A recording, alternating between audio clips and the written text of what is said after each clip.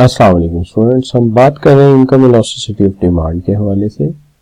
देखिए, जहाँ तक इनकम इलास्टिसिटी ऑफ डिमांड का ताल्लुक है, सबसे पहली चीज़ यहाँ आती है वो ये है कि हमें ये देखना पड़ेगा कि जिस गुड के मुतालिक हम बात कर रहे हैं वो नॉर्मल गुड है या वो इंफीरियर गुड है।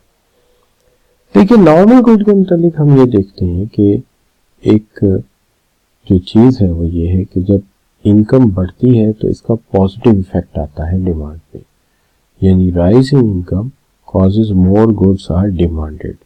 इसका मतलब है अगर वाई से इनकम डिनोट करते हो तो इनकम के बढ़ने से डिमांड बढ़ती है और इनकम के कम होने से डिमांड कम होती है। इसलिए इसका जो डिमांड कर्व है वो पॉजिटिव स्लोप होता है। जब इनकम बढ़ेगी तो डिमांड बढ़ेगी। लेकिन दूसरी तरफ अगर ये इंफीरियर गुड है तो इंफीरियर गुड की सूरत में ये होता है कि जब इनकम बढ़ती है तो डिमांड कम हो जाती है और इनकम कम होती है तो डिमांड ज़्यादा हो जाती है। तो इसका नेगेटिव रिलेशनशिप होता है, जबकि नॉर्मल गुड का पॉजिटिव रिलेशनशिप होता है।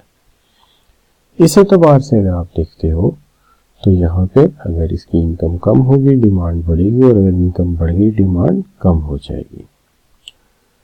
यहाँ पर हम जब इस ट्रेंड को देखते हैं तो यह है कि income elasticity of demand for an income inferior good has been arithmetic sign। तो जब inferior good होगी तो इसका जो arithmetic sign आएगा वो होगा नेगेटिव। इसी तरह का एक सवाल है, an inferior good is one which has an income elasticity of demand that is, तो जो income elasticity of demand ये रखता है वो है नेगेटिव, क्योंकि इसका डिमांड कर्व नेगेटिवली स्लोप्ड होता है इनकम के एतबार से। लेकिन यहाँ पर एक बात तो वाज़ह हुई, और वो ये है कि अगर इसके साथ रिलेशनशिप पॉजिटिव होगा तो ये नॉर्मल गुड होगी, और अगर नेगेटिव होगा तो ये इंफीरियर गुड होगी। इस हवाले से ये सवाल बड़ा अहम है, जिसके अंदर हम कहते हैं कि एक person's income is increase from this to this, as a result the demand for good goes to 50 to 40।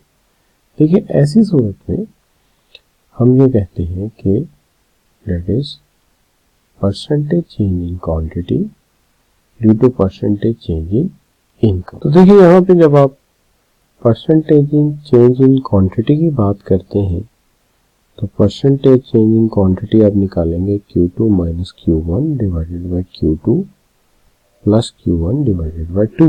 Means इसका ये होगा कि क्वांटिटी पहले थी आपकी, अब नई क्वांटिटी है 40, पहले थी 50, तो 40 प्लस 50 डिवाइडेड बाय 2, तो यह आ जाएगा आपका माइनस 10 बाय 45, जो बनेगा आपका माइनस 0.222। दूसरी तरफ आ गया आपका परसेंटेज चेंज इन इनकम, तो यह जाएगा y2 minus y1, y2 plus y1 divided by 2। Means कहने का ये हुआ 15,000 माइनस 10,000, 15,000 प्लस 10,000 डिवाइडेड बाय 2। तो आप इसको इस तरह से करेंगे कि 5,000 डिवाइडेड बाय 12,500, तो यह आ जाएगा 0.4।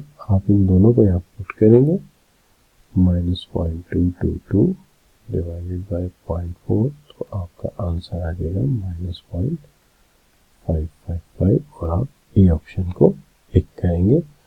और माइनस का मतलब होगा कि नेगेटिव है, तो नेगेटिव का मतलब होगा ये inferior good.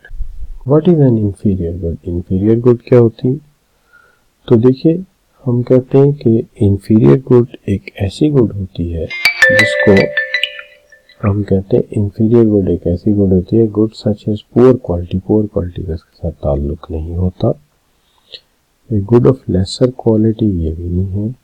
A good for which cross elasticity इसका भी ताल्लुक नहीं है। Good for demand will fall as household income rises, तो ये है इसका करेक्ट ऑप्शन। इसी तरह का एक सवाल जो पहले हम सॉल्व करके आए हैं वो दोबारा आ गया।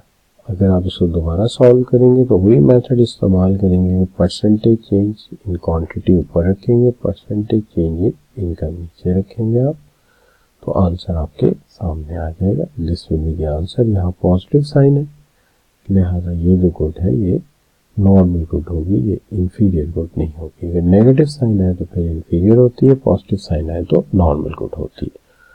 होप आपको समझ आई होगी। Thank you very much for joining. Allah.